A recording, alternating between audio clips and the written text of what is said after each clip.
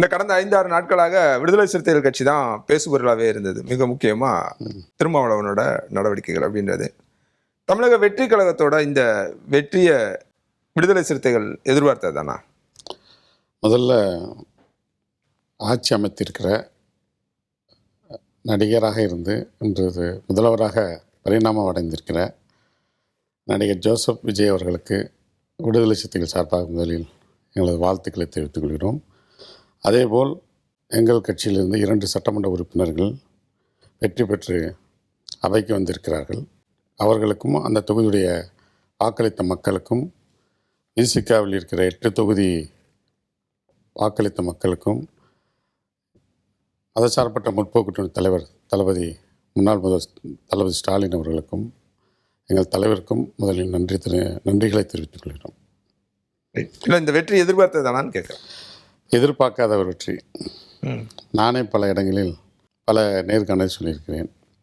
முதலில் அவர் தலைவராக வரட்டும், இதுவரைக்கும் முன்னால் அவர் நடிகராக தான் ஏற்றுக்கொள்ள முடியும் என்று சொல்லியிருக்கிறேன். ஆனால் இந்த தேர்தலில் ஒரு யாரும் எதிர்பாராத, நமக்கு தேர்தல் எதிரி திமுக என்றால் அதிமுக எதிரணி என்று தான் பிரச்சாரத்தை மேற்கொண்டார்கள். ஆனால் ஒரு அமைதியான வேலையை செய்திருக்கிறார்கள் தாவேக்காவினர். ஒரு செயற்குழுவில் அவர்கள் அறிவித்தார்கள். அதாவது ஒரு வீட்டுக்கு ஒரு வாக்கு அப்படிங்கிற செயல் திட்டத்தை நடைமுறைப்படுத்தினாங்க. அது எல்லா ஊடகங்களையும் வந்தது. ஆக அந்த அடிப்படையில் அவருடைய செயல் திட்டம் வெற்றி அடைஞ்சிருக்கு. ஆனால் போதுமான ஒரு தனிப்பெரும்பான்மையுடன் 120க்கு மேற்பட்ட உறுப்பினர்கள் வருகின்ற அளவிற்கு, 140 120க்கு மேலே உள்ள உறுப்பினர் அமைது ஒரு தனி மெஜாரிட்டிக்கு அமையாமல் போனதற்கு மக்கள் தான் காரணம். இன்னும் அவர்கள் முழுமையாக ஏற்றுக்கொள்ள வேண்டிய நிலைக்கு இன்னும் விஜய் இருக்கிறார்.